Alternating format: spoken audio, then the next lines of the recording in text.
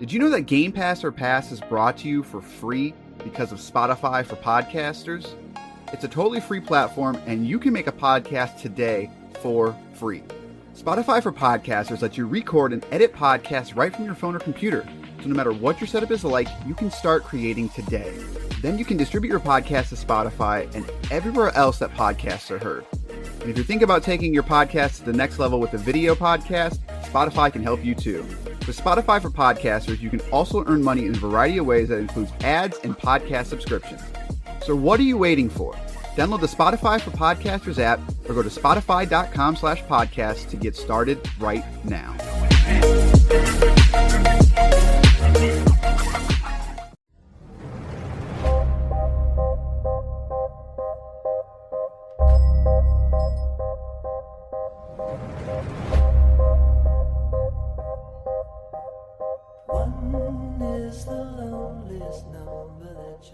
It's now time for a very clinically insane edition of Movie Pass or Pass, the supplemental podcast to Game Pass or Pass. I am Corey. I am joined by resident Spider-Man expert himself. He has read every single Spider-Man comic 4 times. Basher. I have read most Spider-Man, actually. A lot more than I have. I made up the 4 times.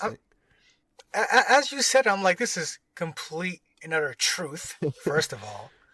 But then I'm like, wait a minute. I think I did read quite a bit of Spider-Man growing up. I was a Spider-Man cartoon lover as a child, but it was really the games. I don't know what it was. Somehow Spider-Man games are what attracted me to them. So, well, they genuinely all right to good. Yeah, I mean like, there was a time it was like Tony Hawk and Spider-Man. You got those every year, and you looked forward to it. You know, thanks Activision, you jerks. But that's not. Yeah, Biden. We are not here to talk about games. We're here to talk about Venom. Let There Be Carnage. We're a little late on this one because us. But we're not talking about games this episode. No. This was our idea back in the day. We're just going to give a quick little. I shouldn't say quick. Same idea as Game Pass or Pass, but we're talking about movies because we see a lot of movies and a lot of our preamble ends up being about movies anyway. So why not record it? Although in this case, we're late. We started talking about this movie before we decided to do this, so we're late on this one. Someone also hasn't seen James Bond yet, so we're going to be late on that one. Spoiler alert, not me. Oh, you think it's me? Yeah, it's you. It's you. Oh, whatever. We had this conversation, and you were trying to see it with somebody, which was a mistake. I will leave it up to debate. I'll let the fans decide who've seen or have not seen 007, 17, or whatever number they're on. 25, isn't it? 24? Are you serious? Yeah, they're in the 20s. I know that. So. Wrap it up, guys. Well, they tried. Anyways, Venom, Let There Be Carnage. This is the sequel to Venom in the Sonyverse. The introduction of Woody Harrelson as Carnage. Why am I blanking on her name? What's the villain? What's his girlfriend's name? Shriek? Is that right? Shriek? Yes. I want to say Chic, and that is Nintendo. Shriek. We also have everyone else in this movie. Let's talk about it. Venom, Let There Be Carnage. So before we get started on the actual movie, I do want to just... I would say give a shout out, like Marvel needs a shout out. I do want to suggest reading is not collected properly yet, but I believe it was Donny Cates who took over Venom at one point. That is correct. Did a lot of good stuff with Venom, a lot of good stuff with the symbiotes. Just really fleshed out the world, the characters, the aliens. Just a lot of good work over there. One of the better runs in recent Marvel history, I would say.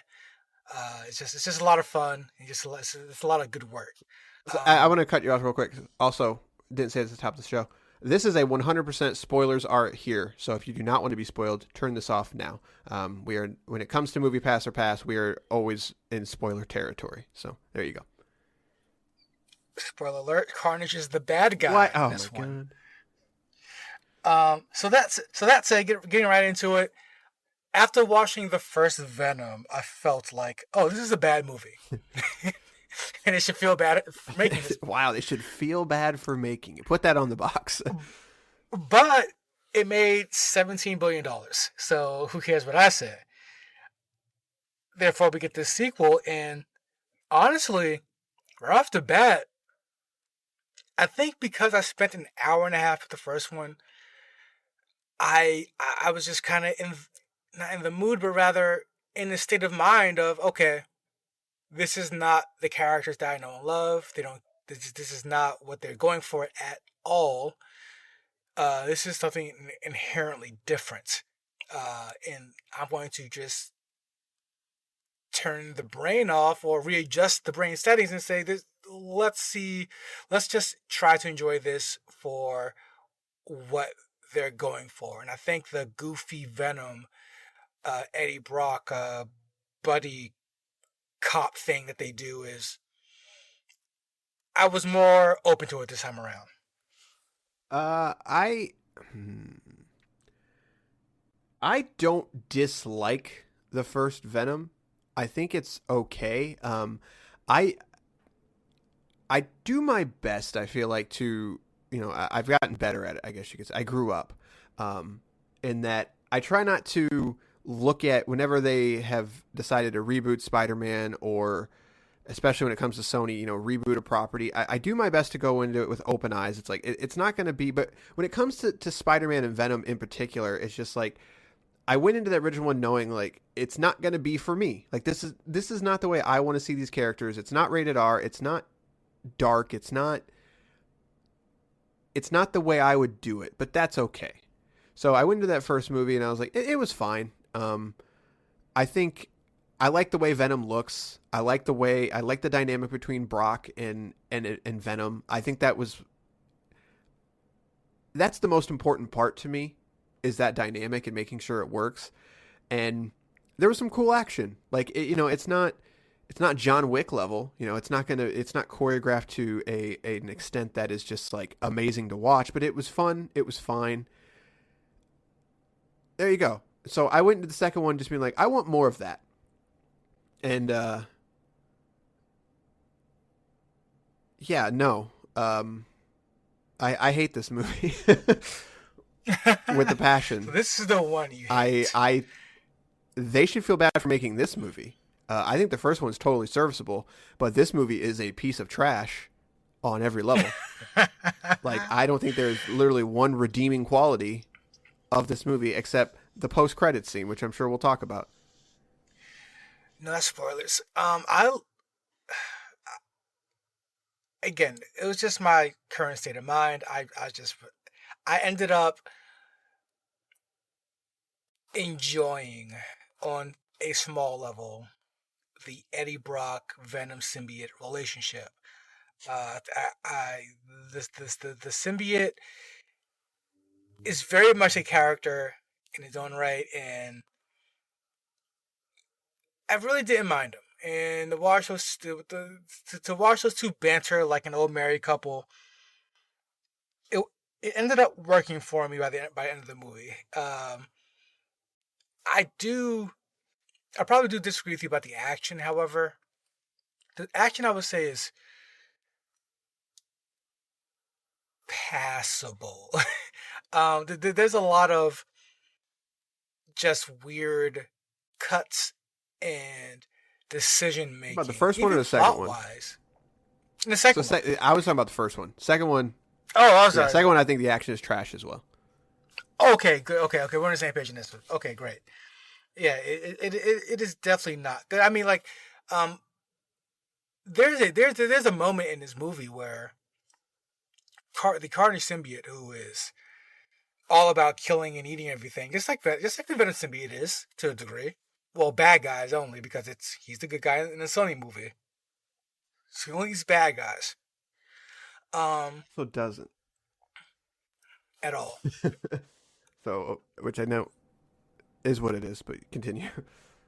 Right, but it's just to give an example how bad the action is.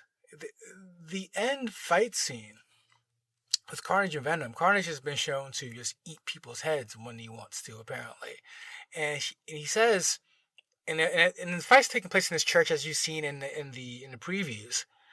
Um, so they're fighting in his church, and then Carnage says, "I'm going to kill your girlfriend in front of you." And then he proceeds to take the girlfriend from his vision up and outside to the top of the church for God knows what reason. And I just sat there dumbfounded, like, this is the entire movie for me. Just awkward decisions, just awkward plot points, just awkward even characters. Like Shriek, I felt was just at times she looked and felt awkward. Yeah, this one it's tough to talk about because I want to attack it from every single angle because I really just didn't like it, and I agree with everything you said, but it's hard to pinpoint one moment because I think none of it works. And what I'll say is that I don't understand the pacing. The pacing is the thing that stands out to me the most because the movie starts with Eddie interviewing Cletus and sort of Cletus is like, "Hey, I want to give you my story because I want you to post this so the girl sees it and all that." And it's like, that's fine. But then Venom is sort of in this position. He's like, "Oh, I figured out where he buried his victims." And like the first 15 minutes, it goes at this breakneck speed of this story of Eddie Brock having to redeem himself, and then he redeems himself. And it's like, and it just happens. It's like, it's super strange and weird. I'm like, okay, but then the movie just freaking crawls after that. Like, it takes forever to get to Carnage. It takes forever to get to Shriek. It takes forever to get to the plot line of Venom disassociating with Eddie. And it's like, I don't understand why this is taking so long and why you're so bad at it. And like, or just why. Like, that's a lot of my issues with the game, with this movie is why. Like, Cletus says, "I want to get my story out. It needs to be Eddie Brock." Why? Like why this guy? And in the end, and at the end, he's like, "I just want a friend in you, Eddie. I just wanted a brother. Like, I chose you." I'm just like, why? Right, and I like it really. Why? There's no reason for Cletus to exist in this universe, which is fine. That's why you introduce him. But again, like it's so hard to talk about because there's just nothing redeeming about Cletus's character. I liked the little intro sequence with the flashback. I thought like it looked better. I thought like because even like the I don't know if it was a filter, but whatever style that they were going for, it looked a little bit different because it was a flashback. I liked the way that looked. I liked the way the actor was talking. I just liked it more. And then it all just feels like weak attempts to make Carnage make sense in this, when in reality, Carnage's existence in general doesn't really need to make sense. Like, it's the symbiote, which we know, even from this universe, is extremely powerful and requires a host. What happens when that host is a literal insane person? That's Carnage. That's all you need. But it seems like it needed some type of character armor or plot armor for the sake of making it make sense, but they never stopped and actually made it make sense. Like, they introduce these plot lines, they move it at breakneck speed for a Venom movie that I don't understand it. And it's No, I agree. I think there's like to the point where, again, why he didn't, like, Cletus didn't need to be in jail for this to work. It probably would have worked better if he wasn't, considering the way he gets the Carnage or symbiote, the Venom offspring, is by biting Eddie when Eddie goes to see him. And so Eddie goes to see Cletus in jail for seemingly the last time, and then Cletus provokes Eddie to get close to the bars. Venom reacts and gets close to the bars for Eddie. And then because the Venom symbiote can control Eddie, can move Eddie about in a certain to a certain degree. So Eddie gets closer to bars, and that's when Cletus decides to bite him. And again, I just felt why, like, because he's insane, man. but Woody Harrelson has proven himself to be a good actor. Yeah, I'd agree with that. He has a very good range as an actor, comedic, drama. Like he's good at what he does. I felt like this movie they just said, hey, play just generic crazy guy that you've seen in everything, and it created for one of one of his flattest, most uninspired characters I've seen him play. Yeah, it's again. I don't want to just keep beating up on it. Moments like that is kind of how I felt through the whole movie. Like where the movie really just broke me was the Venom karaoke scene, the Venom at the party scene. Yeah. Like, yeah. I think the plot line of Eddie and Venom breaking up or whatever you want to call it, I don't think it adds anything to the movie at all. And again, it's one of those plot lines, like it just moves at a rapid pace, but it feels like a way to try to tie everything together. Like from a writing standpoint, it sort of makes sense. Like you've got to give everyone a reason to end up at this church at the end, right? Like that's really what it's been written for. It feels like it's like we have this climax, and that's what you do in writing. You got to write to get to the climax, and everyone comes together. But it's like you've got the wrong characters for this. Like even when you look back at what Venom was in this universe, if you look at that first movie, they established a Venom that is very powerful, that is very chaotic, that is a little strange and goofy, but he's not slapstick comedy. And they established that he is a force to be reckoned with. And this movie does not feel like at all that the symbiotes in general are a force to be reckoned with. They just kind of, they're aliens that need to eat, and they hate the fact that they hate sound, and they hate the fact that they have to be like, I really don't even understand what Venom's so upset about. He's hungry? Like that's it? That's what we're going with? Yeah, that's the biggest contention with the two of them, I guess, is Venom. Like, what is he actually upset about? like what is Venom wants to be attached to someone who has more of a backbone and more of a manly man, I guess. And Eddie Brock is very meek and just kind of a normal guy, I guess. So and that's the point of contention. At the end of the day, like Venom also cowers many times the same way Brock does. Like, why? for comedic effect? A lot of this movie is just simply for comedic effect. I don't like it's the Venom symbiote is very just not, he's not well thought out in terms of his regular usage. I mean, this character has been shown to be extremely smart. He put together exactly where Cletus, like you say, put together exactly where Cletus buried all the bodies. He at the post credit scene, he talks about how he's part of this hive mind. He knows so much stuff he'll blow Eddie's mind literally. But at the same time, when he goes to make eggs and pancakes, he sets the house on fire.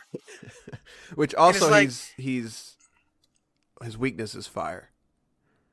Right. Well, not in this, is it? Well, I mean, it is in general, isn't it? In the movies? And I guess that's a good point. I don't remember. I feel like that it has been established that it's sound and fire, but they really just play on the sound, I guess. That's what I remember them playing on sound specifically, because he used to be playing in fire often. Right. Like explosions and stuff, and he's just like, him and the Carnage symbiote are just like always around some fire, and it's just they don't really find themselves they don't show him being very, very, very scared of it. But I mean, that said, like just beginning to end, the plot was very generic. The pacing was all over the place. The editing seems, and this is the problem with Hollywood movies in general right now. The editing was real bad, and then the bad guys, like the thing about a superhero movie is you need either the bad guy or the good guy to have a really strong motivation. Venom has no motivation in this. Eddie Brock has no motivation in this. He's a vehicle. He's just a passenger in his vehicle. And Carnage just kind of scoops him up along the way, apparently. But Carnage himself doesn't have any real motivation. I mean, the whole reason to get them all in the church together is Shriek wants to kill the cop because the cop tried to kill her at one point. Shot her in the eye. Shot in the eye. Then Cletus wants to kill Eddie because Eddie I thought it told a tell-all right. for his story. And then Carnage also wants to kill Venom, so that ties into each other somehow. Does it though? Because why does Carnage want to kill Venom? Because it's Carnage, I guess. So the reason Cletus wants to kill Brock is because Brock let out his story, let out where the bodies are, etc., etc., etc. This is exactly the reason, correct me if I'm wrong, this is exactly the reason Cletus reached out to Brock to tell his story. So in exchange for telling his story, he would then give up the bodies. Brock just did that. Yeah, kind of. I think us trying to break down the plot is, I don't want to say pedantic, but at the same time, like it is an action movie, so like trying to break down the plot's probably a bad idea. But I think my problem is that it doesn't even make sense on a basic level. Like you said, it's all in service to get everyone in the same place at the end because that's what you have to do, right? Like it seems like this movie was not written in a way that let Venom and Carnage be the stars. And Shriek to me is the 100% antithesis of that, in that she really serves no purpose in this movie other than a plot line for Carnage to be involved. Or in that case, Cletus. Because Cletus's motivation is to get to her. And without that, he has no motivation. But it's just like, it's freaking Carnage, man. Like, his motivation is to create carnage. So why are we spending so much time with other characters that are not Carnage and Venom? I don't know. Like, the more I think about it, the more my brain just sort of shuts down. It's just like, and it's very easy to sit here and just be like, well, I would have done it this way, or this is stupid, and they should have done this. I don't even, like, I'm trying not to say, I'm saying that even from a plot point from what they wrote, it's bad. And I don't understand how they decided to do this when you have two of the strongest Spider-Man characters in the publication's history, and you can't make them the focal points. That's insane to me. Yeah, I completely agree. There's a lot of useless spent time with Shriek, who ends up not being a character anyway. They introduce the third symbiote through the cop. Right. Technically the fourth. And again, that was the one in the first one. I can't remember which one it was. It wasn't Toxin. It was the other one. There's a I don't remember that at all. Like, not even a little bit. But yeah, I mean, I completely agree. This is just, at the end of the day, every single decision made for me was why. And then after asking about the 35th why, I'm just like, I'm just here to watch a green thing beat up a red thing, and that's what I ended up getting in a movie of terrible nonsense. I left feeling just a resounding. Yeah, at the very least, if I could have got some cool action out of it, like Spider-Man 3 is terrible, but I still like that ending scene. It's got some cool stuff in it, right? Like that scene where Spider-Man and Venom are falling down and they have that exchange of sort of powers, I guess you could say. It's like a 30-second scene, but it's way cooler than anything in this movie. Like Venom doesn't do anything cool in this movie. He does cool things in the first movie. Carnage doesn't do anything fun. Like I don't understand how Carnage doesn't do anything that like his idea of crazy is blowing up a helicopter. Like whatever. I guess I don't know. I think we've made our point. So the only last thing I want to say is that I think the post-credit scene seems to be like nobody is talking about this movie except the post-credit scene, and I think that is for somehow, some way, letting people forgive just how bad it is, and I find it very strange. And explain what the post-credit screen is. The post-credit is Venom is about to unveil information to Spider-Man about his kind and his planet, etc. And then you see a flash, which is very similar to how it looks in Spider-Man No Way Home, of the multiverse breaking. Then a picture of Spider-Man comes up on the screen, an unmasked Spider-Man, might add, the Tom Holland Spider-Man. And I don't remember exactly what he says. I guess I should have looked it up, but he insinuates that he wants to eat him, I assume. Yes, he says something like, is that when he drops the first F-bomb? No, I don't think so. That's when he's fighting Carnage. He says something like, not that guy. Like, hate that guy. And then it shows Spider-Man, and then we're supposed to believe that Venom see, that's the part that gets me. It's like, as the comic book nerds, we're supposed to know that Venom doesn't like Spider-Man because of comic book history. Whereas if you're not familiar with these characters at all, that means nothing to you. Except for I know Spider-Man because I've seen Marvel movies. So like I don't understand like where their tense-filled relationship came from, right. Considering I guess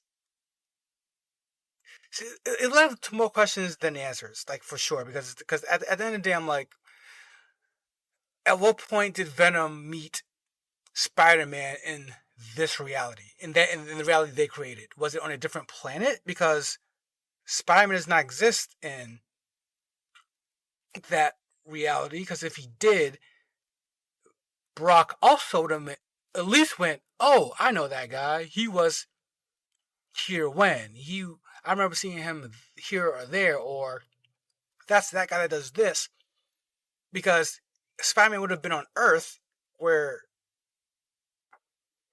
Eddie also was. So for the Venom to know who Spider-Man is and not Eddie Brock would mean that the Venom symbiote met Spider-Man not on Earth. Oh, I mean, I don't know. I don't want to... Right? Not necessarily. Like, obviously the multiverse thing really makes... I don't want to say endless possibilities, but they can do whatever they want, right? Fine. No, they can, but Spider-Man is an earthly character, though. So, like, if... It's just hard for me to wrap my head around the idea that Eddie Brock does not know who Spider-Man is. I get, like, I think that's the fact that it did leave more questions than answers. I mean, that's by design, I think. Right. So, right. I mean, like, I don't want to critique it for that, but I'm with you in that you spent a lot of time about a dude with a towel as well. It was a 2.5 minute credit scene of them watching like a soap opera or something. And so I feel like you could have given a little bit more information. And I think part of that might also be, though, too, it's just they probably don't know yet. It seems like at one point from interviews and stuff that come out, that at one point Spider-Man had a bigger actual role in this movie, but they decided not to do it. I don't know if I buy that, by the way. Like, I don't know. That feels wrong to me. But I'm with you in that I think it creates a bigger problem of how are you going to make these two universes connect in a way that makes sense? But also at the end of the day, does it really matter? People don't really care. They just want to see it happen. But I find it strange that like they went out of their way to make everything try to make sense in this movie, but then they drop some nonsense at the end that doesn't make any sense, and basically like tune in next time to find out, what happens to this. But yeah, it was a very strange, for a post-credit scene, it's strange to have Venom react. Like, you didn't even really need to do that. Like, all you really had to do was introduce Venom into the multiverse, and you could have done that without him recognizing Spider-Man, kind of thing. But I don't know, maybe they do have something in mind. They clearly did that for a reason, so I'm talking out of my butt there, but I don't know. It's cool, right? Like it's cool that everyone applauded when it happened, and I'm just like, this is why. And because people are excited. Like that third Spider-Man movie, again, Sony's pretending it's Andrew Jackson, wow. Andrew Garfield and not Tom Holland, what's his name? Tobey Maguire are not in the movie. It's the worst kept secret in the world. They are pretending that they're not starting something with Morbius and Venom and Spider-Man. Like, these movies are all clearly going to go into their own cinematic universe. That's really cool. But that does not excuse the trash that is Let There Be Carnage. Like, I just want to say that nobody is talking about the movie. Everyone's talking about the post-credit scene. That's a dead giveaway. This movie sucks. Like, the movie's completely forgettable. Right. Like, I don't. It's two back-to-back bad movies, and I don't understand. This is one of those bad movies getting a lot of money that I don't understand why. Transformers, I at least understand why. Twilight, I understand why. I don't understand why Venom movies are so big. The money thing never surprises me because the superhero genre is hot. Like, a lot of people like to think that Batman v Superman didn't do well. Like, that seems to be like a common thing. It's just like, well, that movie didn't do well. It's like, no, it made like $800 million.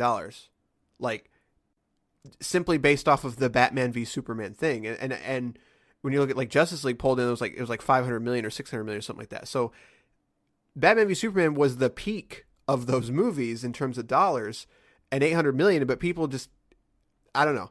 The money thing doesn't surprise me. The reception is what surprises me, in that critics hated that first movie. Hated it. And people loved it. And critics like this one more. And people are not liking it as much, but they are still liking it. And it's just like, that's the part that baffles me, is like, why? I don't, like, you people will sit there and I say this like I'm on an angry YouTube show. Break down Spider-Man 3 scene for scene and say why you hate it. But at least that movie has a plot line that you can follow. Whereas it has villains that, well, some of them don't make sense, but it at least tries with its villains to make sense and tie everything together in a way that calls back. And in this movie, none of it makes sense. Absolutely none of it makes sense at all. And it's got recycled content from the first movie that's not good. It's got recycled content in general, and the new content they bring isn't good either.